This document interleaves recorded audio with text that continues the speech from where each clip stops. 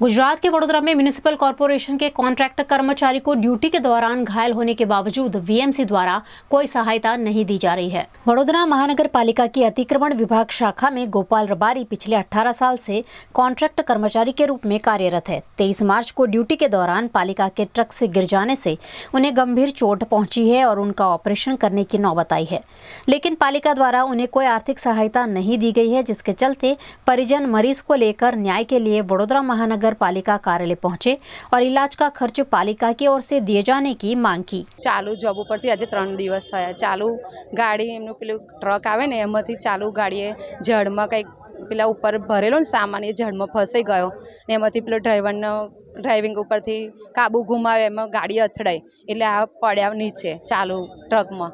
તેમને વાગેલું વધારે છે। ऑपरेशन खर्चो 4-4.5 लाख डॉक्टर कहे छे। तो आ लोग कोई जोवाई नहीं आता, कोई मैंने मोटो मेन साहेब कोई नंबर नहीं आपता ने कोई अधिकारी कोई मळवा नहीं आयो। आ ते दिवस पड्या ते दिवस फोटा पाड़ीने गया छे ते जॉब उपरथी, पण आज ऑपरेशन काले छे तो कई अमने सहाय मळे एवुं करो।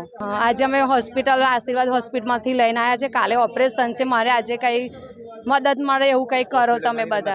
इस मामले अतिक्रमण विभाग के अधिकारी मंगेश जायसवाल ने मामले में सफाई देने की कोशिश करते हुए कहा कि कॉर्पोरेशन द्वारा उन्हें संभव सहायता दी जा रही है। એ કોન્ટ્રાક્ટના કર્મચારી છે અને કોન્ટ્રાક્ટર દ્વારા તરત ત્યાં ઈએસઆઈસી નંબર સાથે અને ત્યાં ઈએસઆઈસી દવાખાના માટેનું ઇન્ટરવેન્શન પણ કર્યું હતું। અમારા દબાણ અધિકારી પણ સંપર્કમાં હતા, સતત એમાં જોડે હતા, પરંતુ તેમના પરિવાર દ્વારા એવું કહ્યું કે ભાઈ અમે પ્રાઇવેટમાં એને લઈ જવા માગીએ છીએ, એટલે પ્રાઇવેટમાં લઈ ગયા હતા।